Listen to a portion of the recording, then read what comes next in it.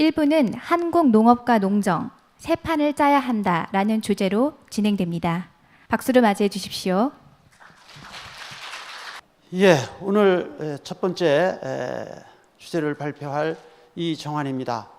경청해 주시기를 부탁드리고 감사드립니다. 제가 오늘 말씀드릴 것은 한국 농업 농촌의 혁신과 농정 개혁으로서 오늘 하루 종일 진행될 주제의 총론에 해당하겠습니다. 잘 아시는 바와 같이 1989년에 이른바 BOP 조항을 졸업하면서 우리나라 농산물 시장의 개방 시대가 시작이 되었습니다. 그래서 그때 수입 농산물과 경쟁할 수 있는 농업이 되자, 그러기 위해서 구조 개선을 위한 수백 가지 지원 사업 중심의 설계주의 농정이 시작됐고, 그 농업의 비전 그리고 그 농정 방식이 지난 30년간 우리 농업을 지배해 왔습니다. 그것에 대해서 여러 가지 비판도 있지만 결과적으로 볼 것 같으면 지난 40년간 농업 취업자는 연간 4% 이상 감소하고 농지 면적도 1% 가까이 매년 감소했습니다. 그럼에도 불구하고 고정 자본은 5% 증가하고 또 생산성도 매년 2% 늘어났기 때문에 농업 부분은 연간 2.5%라고 하는 세계적으로 봐도 상당히 괄목할 만한 농업 부분의 성장을 이루었습니다.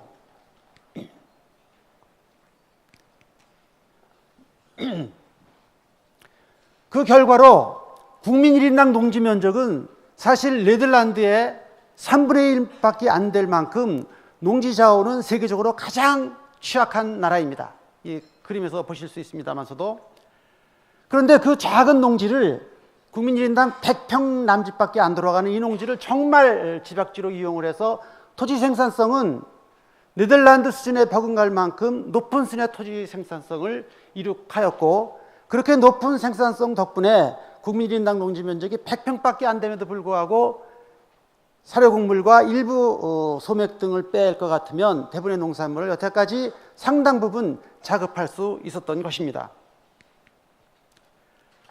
그런데 그와 같이 농업 부분의 어떤 물적 성과는 굉장히 높았습니다만서도 수입이 증가하면서 가격 조건은 계속 악화되어서 농산물 가격이 39% 상승하는 동안 소비자 물가 지수는 82%, 그리고 기자재 가격은 112% 상승했습니다. 그래서 이 그림에서 보시는 바와 같이 농업 성장은 계속 지속되지만은 실질 농업 소득은 계속 감소하는 성장과 소득의 괴리 현상이 지난 30년간 지속됐다, 이렇게 말씀드릴 수가 있습니다. 그 결과 여러분이 보시는 바와 같이 도농 간의 소득 격차는 확대되고 또 농가 간에 있어서도 소득 격차가 비농업분보다 훨씬 커지는 그런 상황에 와 있습니다. 자, 그러면 앞으로는 어떻게 될 것이냐? 국제적 경험을 볼 것 같으면 1인당 GDP가 3만 불을 돌파하면 어느 나라에서나 농업의 성장률은 1%대로 떨어집니다. 그리고 특히 2000년대 들어서 국제적인 경쟁이 심화되면서 수출 대국으로 알려진 네덜란드, 칠레, 미국의 성장률도, 농업 성장률도 1%대 높아야 2%를 넘지 못하는 상황으로 가고 있습니다. 이것이 국제적인 경험입니다.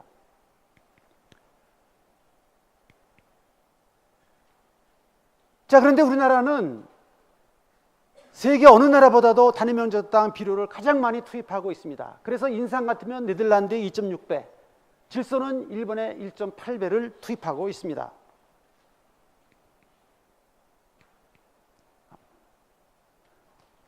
그리고 가축 부분에 있어서도 그 집약도가 세계 최고 수준이어서 가축 집약도가 일본의 2배, 미국의 5.6배나 됩니다. 그래서 결국 집약적인 농업을 했던 것에서 탈집약화가 필요하고 축산에 있어서는 탈밀집 사육이 필요한 그런 단계에 우리가 와 있다라고 하는 겁니다.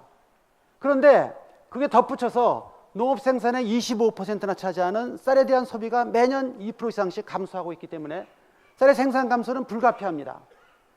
그리고 그 축산의 탈밀집 사육화되어야 되기 때문에 축산 부분에 있어서도 생산 감소가 불가피하다고 저는 전망을 합니다. 그러면 결국 이것을 통틀어 볼 것 같으면 앞으로 농업 부분의 성장은 0% 아니면 마이너스가 될 수밖에 없다라고 하는 상황에 우리가 직면해 있다라고 봐야 합니다. 자, 그럼 가격 조건은 어떤가? 잘 아시는 바와 같이 세계 모든 나라들과 FTA를 체결했기 때문에 수입은 증가하고 식품은 다른 모든 식품을 잠재적 대체제이기 때문에 국내 농산물 가격은 앞으로 국제적으로 가장 싼 농산물 가격에 수렴하게 될 것입니다. 그리고 앞에서 말씀드린 대로 농업 생산의 25%를 차지하는 쌀의 수요가 감소하기 때문에 쌀 가격도 하락이 불가피하다라고 하는 겁니다. 자, 그러면 결론적으로 농업 부분의 가격 조건은 앞으로도 계속 악화될 것이다. 지난 30년간도 악화됐지만 앞으로도 악화될 수밖에 없다라고 하고 전망할 수밖에 없습니다. 그래서 과거에는 앞에서 말씀드린 대로 성장은 하지만 가격 조건이 나빠서 실질 소득은 감소했다고 그랬는데 앞으로는 가격 조건이 악화될 뿐만 아니라 성장도 못하는 그러한 상황에 우리가 직면해야 되고 그것을 우리 농업의 뉴 노멀 시대라고 저는 지칭하고 싶고 이런 뉴 노멀 시대에 어떻게 대응할 것인가 하는 것이 지금 이 시대적 과제다. 그렇게 말씀드리고 싶습니다.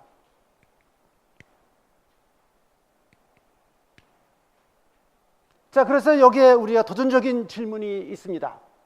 농업의 존재 이유는 무엇인가? 라고 하는 겁니다. 1990년 시장 개방이 본격화됐을 적에 구조농정이 시작될 적에 농업분의 GDP 비중은 10%였고 연간 3% 이상 성장했기 때문에 총 GDP 성장에 나름대로 상당한 기여를 했고 또 1인당 GDP가 $5,000여서 대부분의 농산물은 다 국내에서 공급을 했기 때문에 농업은 기초산업이면서 국민들의 먹거리를 담당하는 산업으로서 그 존재 이유가 충분히 인정되었습니다. 그런데 지금은 어떠냐? 농업의 GDP 비중은 1%도 떨어졌고 성장률은 0%로 아니면 마이너스로 가는 시대에 왔기 때문에 농업의 GDP 성장에 기여하는 것은 정말 미미할 수밖에 없는 상황에 와 있습니다. 그리고 시장은 완전 개방되어서 전 세계 농산물을 다 소비자들이 사 먹을 수 있기 때문에 식품의 해외 의존은 점점 높아지는 상황에 있습니다.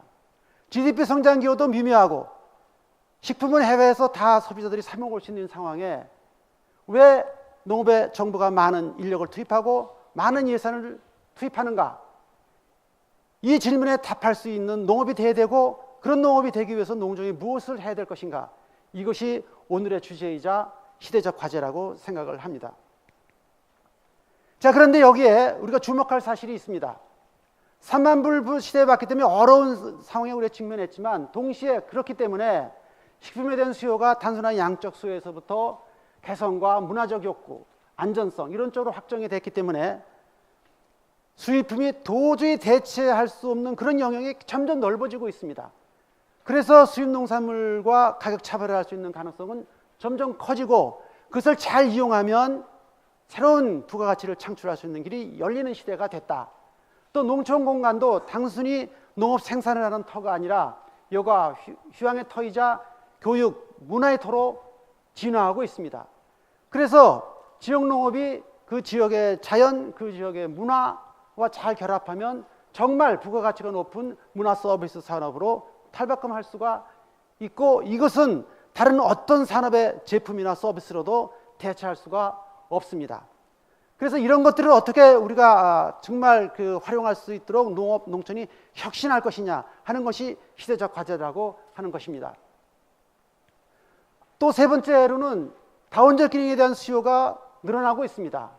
과거에는 그냥 상품, 서비스에 대한 욕구만 있었지만 현재도 그렇고 앞으로는 더욱더 환경, 경관, 생태 등 이른바 비시장제에 대한 욕구가 점점 커지고 있습니다. 그래서 이런 비시장제한 욕구를 어떻게 우리 농업, 농촌이 충족시켜 줄 수 있느냐에 따라서 또 새로운 그 비시장적 부가가치를 창출할 수 있는 기회는 늘어나고 있다라고 하는 겁니다. 그래서 이러한 그 세 가지 새로운 변화를 우리가 생각을 해볼 것 같으면 앞으로의 농업, 농촌의 존재 이유는 GDP의 성장에 기여한다든지 단순히 뭐 자금률을 높인다든지를 넘어서 변화하는 그런 새로운 국민의 수요를 수입품이나 다른 산업이 도저히 대체해 줄 수 없는 것을 만족시켜 주는 것.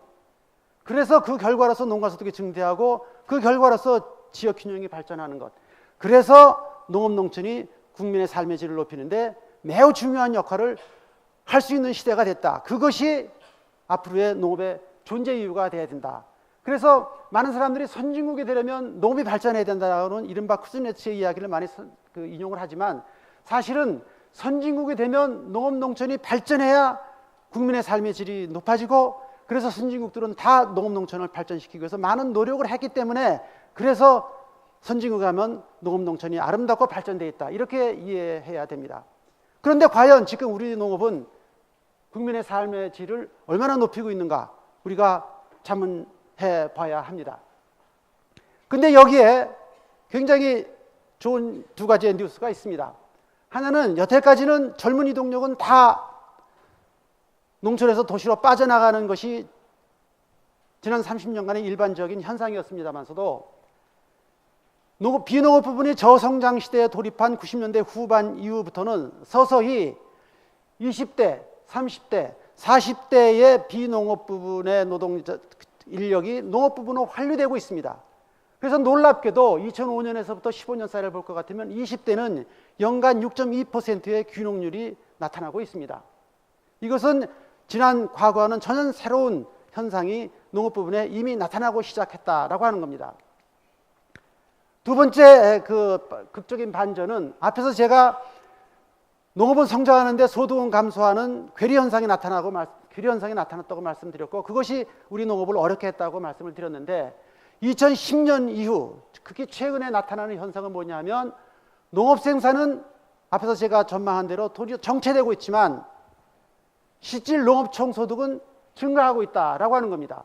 그래서 2010년 이전 상황과 2010년 이후 상황이 완전히 반전이 일어났고, 이것은 이미 우리 농업 부분이 양적 생산보다 부가가치 중심의 생산으로 2010년 이후 넘어가고 있다라고 하는 겁니다. 그래서 새로운 젊은 인력이 들어오고 있고, 고부가치 생산이 이미 시작되고 있고, 이것을 어떻게 정책적으로 추동하고, 그래서 그 농촌 현장에서, 농업 현장에서 새로운 혁신이 일어나냐에 따라 가지고 뉴노멀 시대를 극복할 수 있는 새로운 길이 있고, 그 결과로 국민의 삶의 질이 높아질 수 있다라고 하는 겁니다. 자, 그래서 이제 그 농업 농촌은 농촌의 새로운 부가가치를 창출해서 도심의 욕구를 충족시키고, 농산물을 차별화해서 수입 농산물로 충족할 수 있는 소비자 욕구를 충족시키고, 그리고 다원적 기능, 이 비시장적 재화에 대한 욕구를 충족시키고, 그래서 농가 소득이 올라가고, 그래서 국민의 삶의 질이 올라가는 그런 농업으로 혁신돼야 되겠다라고 하는 겁니다. 자, 그래서 농정은 그럼 뭐 해야 될 것이냐? 농정의 목표를 더 싸게 더 많이 생산한 데서부터 수입 또는 다른 산업으로 도저히 충족시킬 수 없는 것에 생산하고, 그런 혁신이 일어나야 된다라고 하는 겁니다.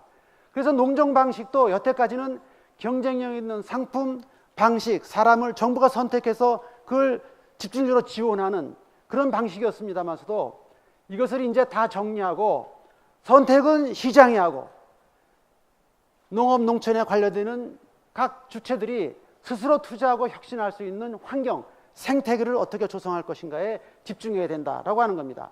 이 과정에서는 여러 가지 기득권을 포기해야 되는 문제가 생기기 때문에 농업인과 정부의 대타협이 필요하고, 그것을 조금 더 말씀을 드리면,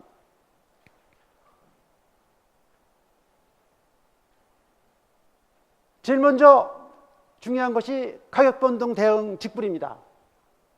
수익 개방이 이루어지고, 그래서 그 농업 생산 구조가 계속 바뀌고 있기 때문에 가격 위험이 대단히 크고, 이것을 극복해 주지 않으면 농업 부분에서 혁신이 일어날 수 있는 생태계가 조성될 수가 없습니다. 그런데 현재의 가격 위험을 흡수해 주는 것은 FTA 피해 보전 직불과 쌀 변동 직불제가 있는데, 이것이 여러 가지 부작용을 나타내고 굉장히 문제점이 많이 있습니다. 그리고 대상 품목도 쌀에만 집중되어 있습니다. 그래서 이 가격 변동 대응 직불제가 앞으로 생태 환경을 만드는데 가장 중요하기 때문에 FTA 피해 보전 직불제를 개선하고, 쌀 변동 직불도 개선하고, 그리고 쌀에 집중되어 있던 이 제도를 대상 품목을 대폭 확대해서 가격 변동 대응 직불제를 농정에 굉장히 중요한, 첫 번째 중요한 요소로 가져가야 되겠다라고 하는 겁니다. 그런데 이 가격 변동 대응 직불제를 하기 위해서는 네 가지 전제 조건을 충족시켜야 합니다. 하나는 생산 비연계, 당년 생산과 관계없이 지급해서 이 가격 변동 직불제가 과잉 생산 요인이 될 수 있는 요인을 차단해야 됩니다. 근데 쌀 변동 직불제는 쌀을 생산해야만 현재 주도록 되어 있기 때문에 생산 과잉 요인이 되고 있습니다. 두 번째 조건은 목표 가격을 정하는데 목표 가격을 무조건 정하는 것이 아니라 일정한 규범에 따라 정해야 됩니다.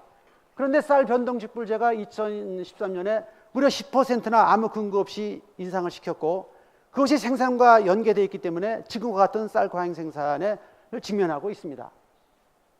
세 번째 조건은 뭐냐면 이행 조건을 철저히 부과해야 됩니다. 생태 환경에 대한 조건을 생산 농가들에게 부과를 해서 이 제도가 단순히 농가를 도와주기 위한 것이 아니라 다원적 기능을 생산해서 국민을 행복하게 하기 위한 것이라는 정당성을 확보해야 됩니다. 그런데 현재 쌀 보존 직불제에는 이런 것이 굉장히 취약하게 되어 있습니다. 네 번째 조건은 뭐냐면 가격 변동 대응 직불제를 하려고 할 것 같으면 가격은 시장에 맡기고 시장 정리를 한다든지 혹은 생산 조정을 한다든지 이런 걸 하면 안 되는데 쌀 부분에서 계속 이런 것을 반복을 하면서 역계절 진폭이 생기고 과잉 생산이 더욱더 늘어나는 그런 결과를 초래했습니다.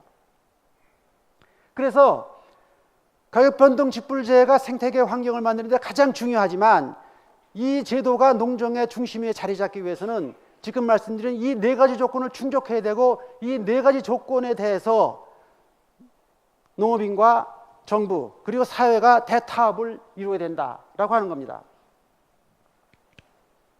그다음에 공익형 직불제는 뭐 많이 잘 들으셨겠지만 제가 한 가지 말씀드리고 싶은 것은 이 공익형 직불제는 중앙정부는 기준만 세우고 이것에 대한 모든 것은 포괄보조금 방식으로 가야 된다라고 하는 겁니다.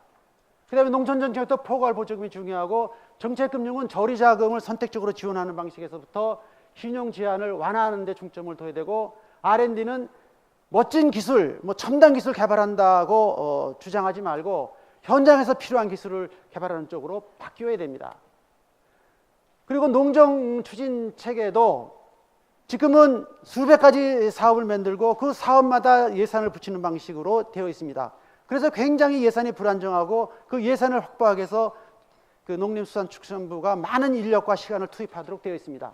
그래서 이것을 미국의 농업법과 같이 법률에 의해서 이루어지도록, 그래서 앞에 말씀드린 몇 가지 정책에 대해서는 다 법률을 만들고 법률에 의해서 의무적 지출로 해서 5년 내지 7년 동안 지출되도록 하는 그런 방식으로 앞으로 하나씩 바꿔 나가야 되고 우리 김영건 의원님께 간곡히 부탁드리고 싶습니다.